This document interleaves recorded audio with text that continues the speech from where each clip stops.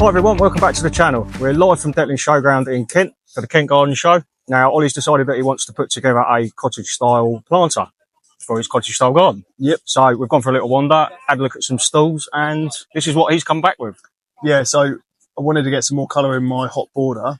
So I found some marguerite daisies here, 3 different colours. We've got the red, pink and the white. Lovely contrast.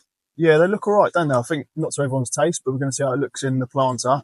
And you've got some lobelia here and petunia. I know you're not into cottage-style gardening, but these look good. Yeah, the summer bedding is something that I like to use, even with my tropical style and jungle style garden, especially on the patio area. And I like the trailing look, you know. So they're my go-to. It's good for a planter, isn't it, to have that trailer? We all say about pillar, what everyone says, pillar, thriller, spiller.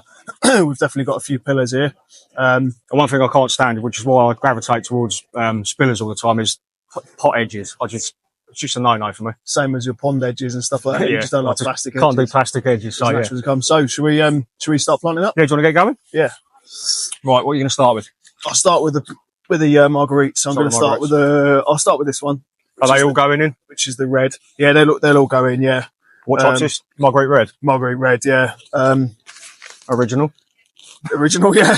Someone put a lot of thought into that. Decent root system on there, as you'd expect from the Kent Garden Show. Get that in the back.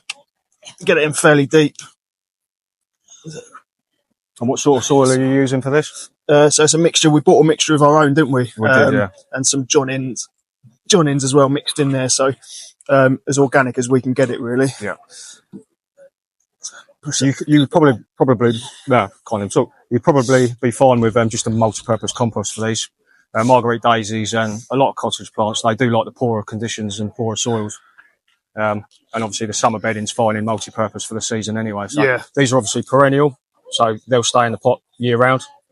Yeah. These will be annual. They're annual and replaced every summer. Yeah. So I might even try growing some of them from seed next year. Okay. And fill in the same planter. So this is the crested pink one.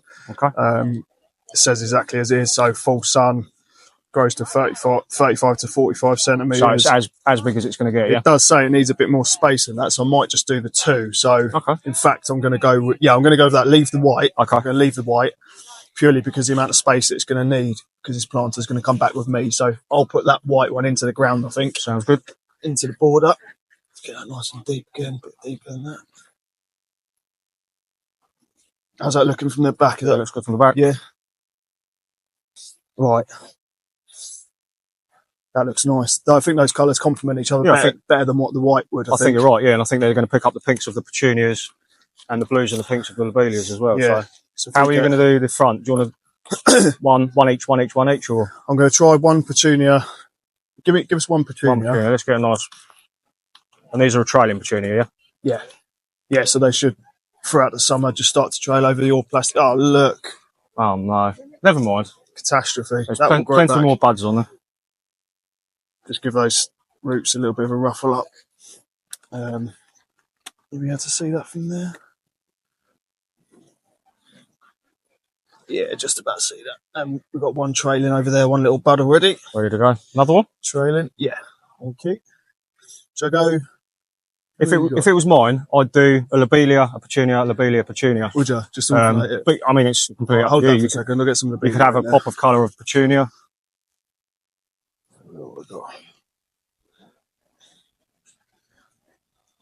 Yeah, that'll be good. Yeah, that's fine. Good. Yeah, so I'll go in there with that one. Just trying to make sure that is. Now these will obviously all fill out, won't they? So compact, yeah. A cascade right down to here, which will look really nice. Would you feed this, or would you just let it? Just a multi-purpose feed.